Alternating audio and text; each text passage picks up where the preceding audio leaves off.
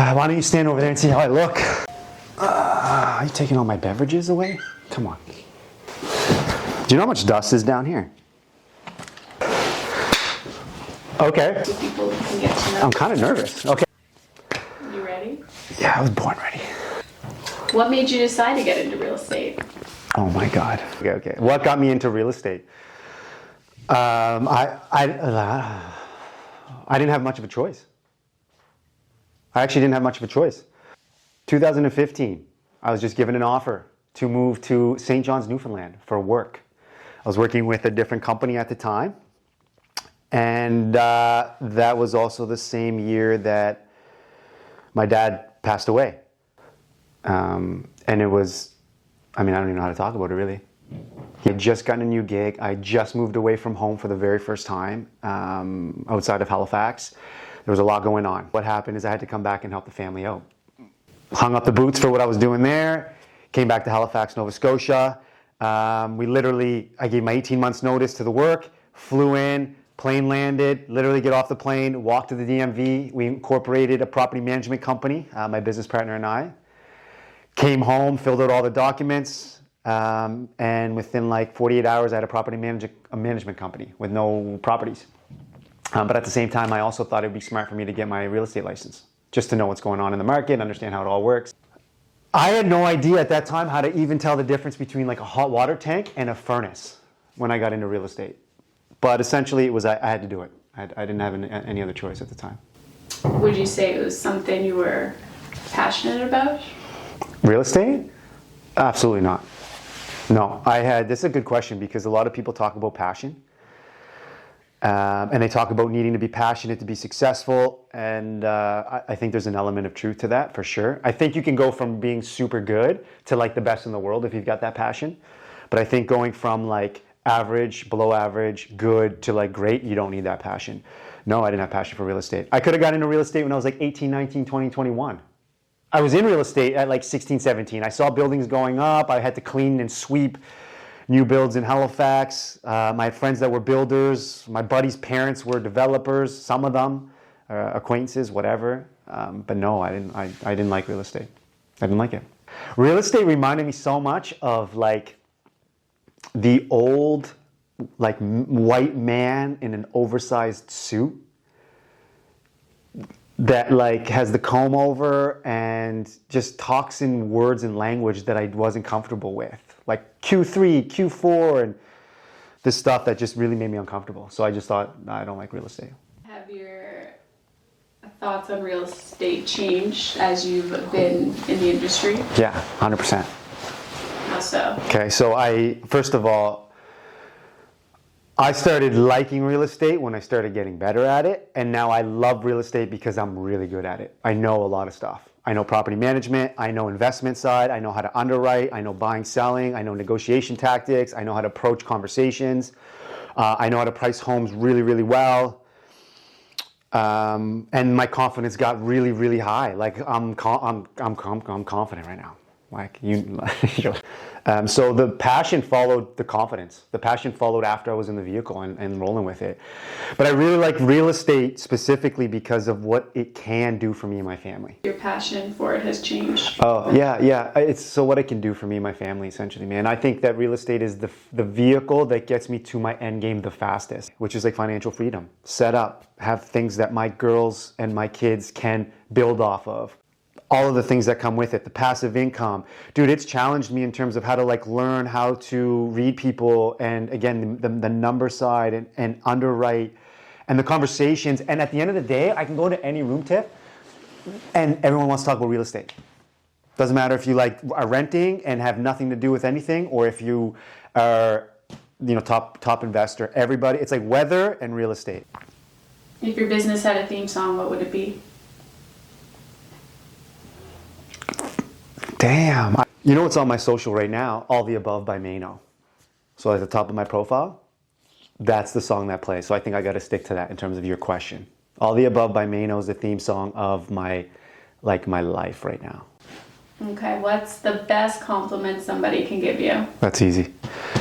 The best compliment anybody could ever give me is to call me disciplined. Dude, I think discipline is like the most important letter in the English dictionary. If you have discipline and you are and dialed in with discipline, you can do absolutely, literally anything that you want to. Professionally, personally, you can lose the weight you want to lose, you can look the way you want to look, you can talk the way you want to talk, you can operate the way you want to operate, you can have the things that you want to have, you can be the person that you want to be, you can have the friends that you want to have. You can't do any of that if you don't have discipline, but you can do all of that if you have discipline. So for me, if someone calls me disciplined, that's like the most flattering thing that they can call me. The best gift you would give or receive?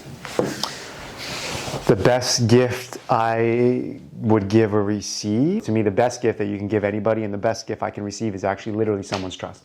There's a vulnerability to trusting somebody, and there's nothing more flattering than when someone confides in you something that's super close to them in their heart that they haven't shared with anybody else or very few people. It shows you that they have an utmost level of respect and they know that you won't compromise that. And so, Early bird or night owl? early bird. What time do you wake up? Between 4:30 and 5. Why do you wake up so early?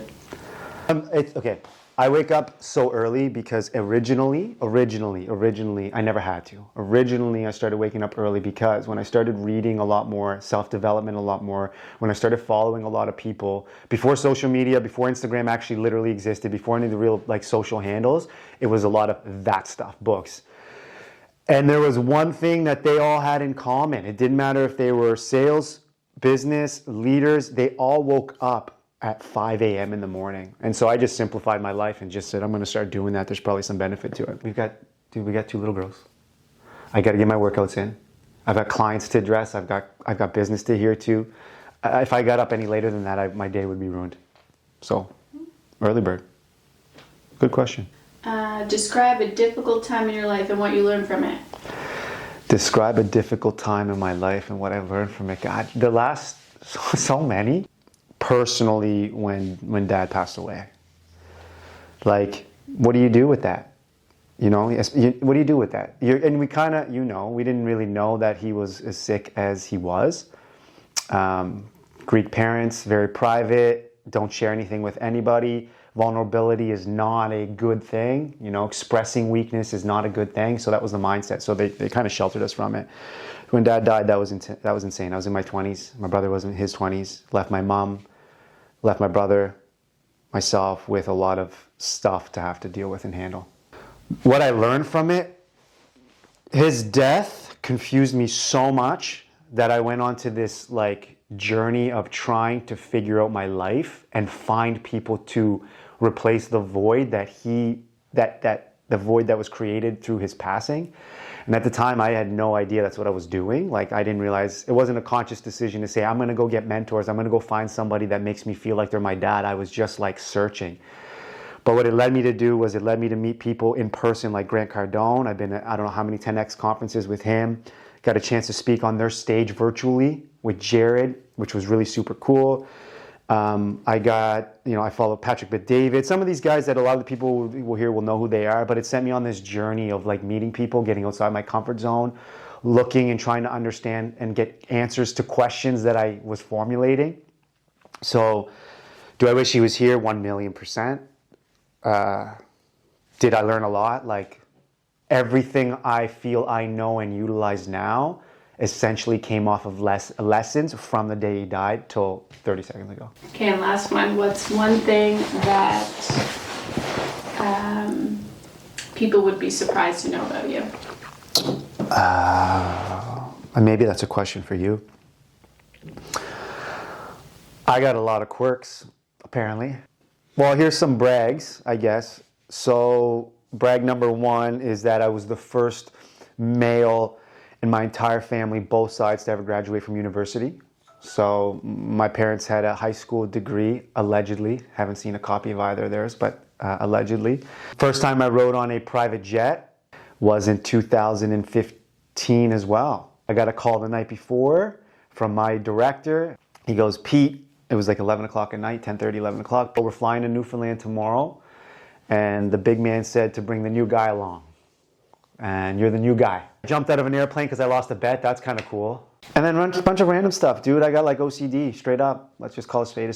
Just like little quirks, whatever they're called. I'm at the house and the volume and like the girls are changing the volume on the TV and they stop at like 4 or 14 or 22. It's got to go to 20 or 25. It's got to go to like 10 or 15. It drives me nuts. That's one thing. I don't want to bore people with my quirks, but anyways, I got a bunch of them. Any final words? I hope that people know who I am a little bit more that didn't already know who I am.